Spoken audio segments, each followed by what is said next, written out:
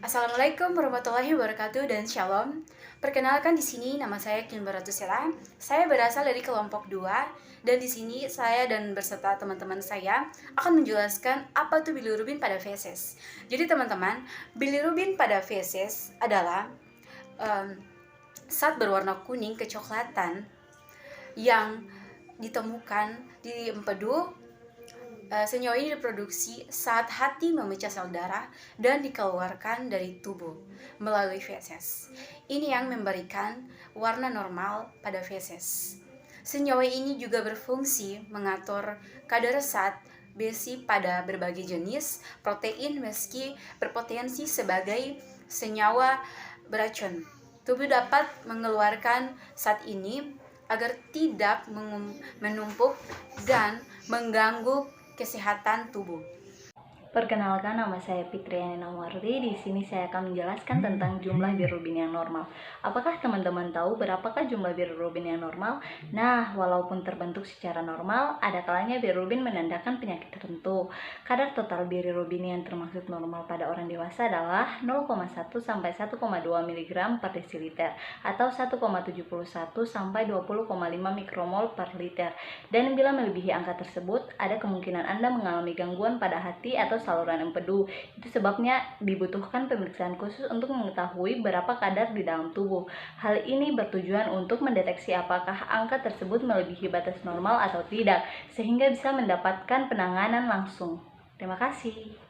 Hai teman-teman, di sini saya Elvira Lubesi dengan NIM 071323211059. Jadi di kesempatan kali ini saya akan menjelaskan tentang bagaimana sih proses metabolisme bilirubin. Seperti yang kita ketahui, bilirubin itu kan senyawa yang memberikan warna kuning pada feses. Hal itu tuh berasal dari pemecahan hemoglobin pada sel darah merah dan sel eritroid yang rusak. Setiap harinya tubuh akan memproduksi 4 mg per kilogram bilirubin.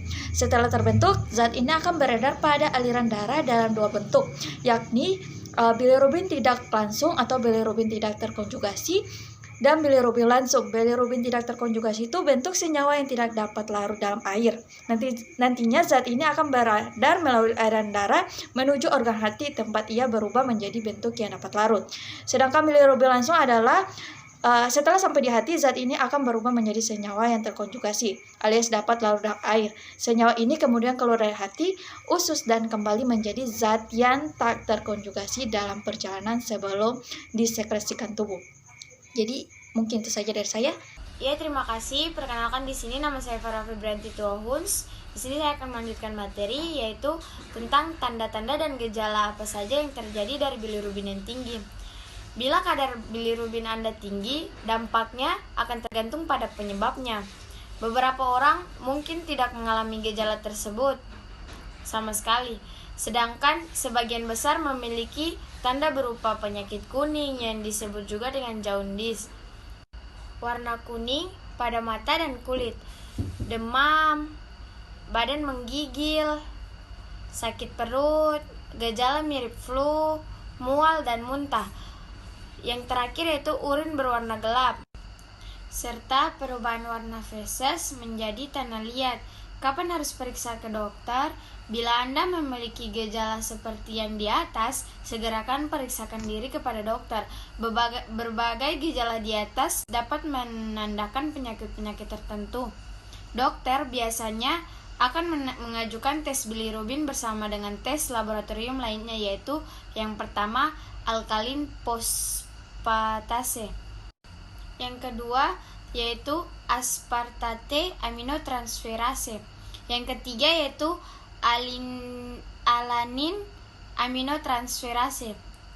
Ketika dilakukan untuk mendeteksi gejala kelainan fungsi hati dan diperlukan bila Anda mengalami kondisi seperti yang pertama yaitu riwayat konsumsi alkohol berlebihan, yang kedua yaitu pernah mengalami gejala keracunan obat, yang terakhir yaitu riwayat penyakit hepatitis. Itu saja dari saya. Terima kasih. Hai, nama saya Alifah Tomia. Di sini saya akan melanjutkan tentang pemeriksaan bilirubin feses.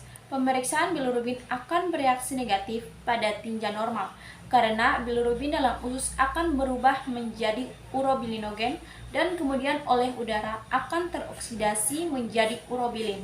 Reaksi mungkin menjadi positif pada diare dan pada keadaan yang menghalangi perubahan bilirubin menjadi urobilinogen, seperti pengobatan jangka panjang dengan antibiotik yang diberikan per oral. Mungkin memusnahkan flora usus yang menyelenggarakan perubahan tadi. Untuk mengetahui adanya bilirubin dapat digunakan metode pemeriksaan Fuchs. Terima kasih. Hai guys, perkenalkan nama saya Wanda dari Boleng. Di sini saya akan menjelaskan tentang pemeriksaan feses atau tinja. Pemeriksaan feses atau tinja adalah salah satu pemeriksaan laboratorium yang telah lama dikenal untuk membantu klinis menegakkan diagnosis suatu penyakit. Meskipun saat ini telah berkembang berbagai pemeriksaan laboratorium yang modern, dalam beberapa kasus pemeriksaan feses masih diperlukan dan tidak dapat digantikan oleh pemeriksaan lain. Pengetahuan mengenai berbagai macam penyakit yang memerlukan pemeriksaan feses, cara pengumpulan sampel yang benar, serta pemeriksaan dan interpretasi yang benar akan menentukan ketepatan diagnosa yang dilakukan oleh klinis. Itu saja yang bisa saya jelaskan. Selanjutnya saya kembalikan kepada pemateri selanjutnya. Bye-bye. Perkenalkan, nama saya Elisa Jorisa Musamu. Di sini saya akan melanjutkan materi yaitu pengaruh obat-obatan tertentu. Selain kondisi kesehatan, peningkatan bilirubin juga dapat dipengaruhi oleh penggunaan obat-obatan seperti antibiotik, pil KB, indomethacin, phenytoin, dan diazepam. Bagaimana dengan kadar yang rendah? Umumnya kadar bilirubin yang rendah tidak perlu dikhawatirkan. Namun, kondisi ini dapat disebabkan oleh penggunaan obat-obatan seperti teofili, phenobarbital, dan vitamin C. Halo, perkenalkan nama saya Agnes M. Lesnesa dengan NIM P07172321049. Di sini saya akan menjelaskan mengenai fases praanalitik. Fases praanalitik ini terbagi menjadi 8. Yang pertama itu mencuci tangan dengan 6 langkah sesuai dengan anjuran WHO2. Yang kedua itu menggunakan APD dengan urutan yang benar.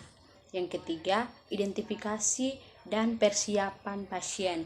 Yang keempat, itu menyiapkan alat dan bahan yaitu objek gelas, dek gelas, lidi, satu warna, ozon 1-2%, Lugol 1-2%, larutan NaCl 0-9%, mikroskop.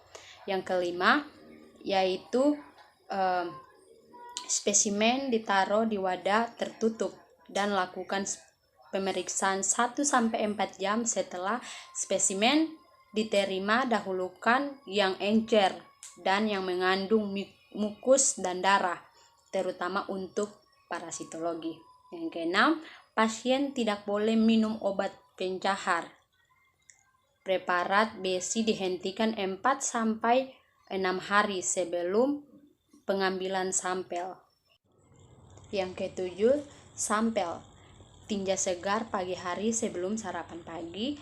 Tinja baru, defekasi spontan diperiksa dalam waktu 2-3 jam setelah defekasi.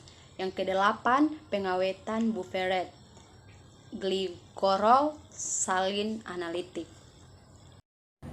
Oke, perkenalkan saya Rosna Romalen. Di sini saya akan menjelaskan tentang gambar alat bahan pada fesis.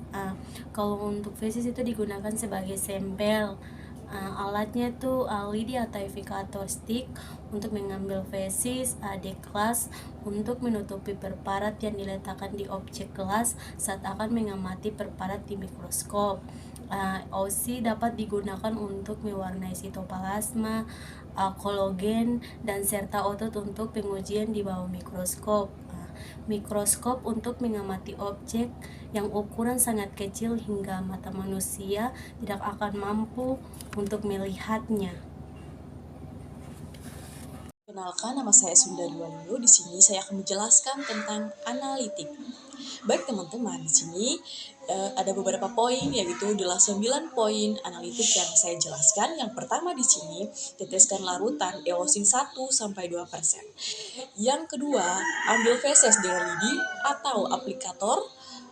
Dan ketika mengambil feses, ambil bagian yang diidentifikasikan mengandung penyakit seperti lendir darah. Yang ketiga di sini, campurkan feses dengan zat warna sampai homogen. Yang keempat, buang bagian-bagian kasar. Yang kelima, tutupkan dengan deglas sedemikian rupa agar tidak terbentuk gelembung-gelembung udara. Yang keenam di sini, pada pewarnaan dengan eosin, sediaan harus tipis sehingga warnanya merah jambu muda. Jika warnanya merah jambu tua atau jingga, maka sediaan terlampau tebal. Yang ketujuh di sini, pemeriksaan sediaan di bawah mikroskop. Yang kedelapan, periksa secara sistematis dengan LPK atau 10 kali. Unsur yang diamati pada LPK adalah epitel, kristal, dan mikroskop. Yang terakhir di sini, periksa dengan LPB 40 kali. Unsur yang diamati pada LPB adalah leukosit dan eritrosit. Perkenalkan, nama saya Novel Warin. Di sini saya akan melanjutkan materi yaitu pasca analitik. Ya, pasca analitik yang pertama melakukan pencatatan atau pelaporan hasil. Yang kedua, melakukan dokumentasi meja kerja. Yang ketiga, melepaskan APD sesuai dengan urutan yang benar. Yang keempat, mencuci tangan dengan 6 langkah sesuai anjuran WHO. Yang kelima, nilai normal. Ya, nilai normal ini sesuai dengan jenis pemeriksaan. Misalnya pada pemeriksaan eritrosit, nilai normalnya itu pada pria dewasa berkisar antara 4,3 sampai 5,6 juta mikrometer. Dan yang kedua, leukosit. Kadar leukosit pada orang dewasa adalah 4.000 sampai 10.000 per mikroliter darah. Ya baik, terima kasih.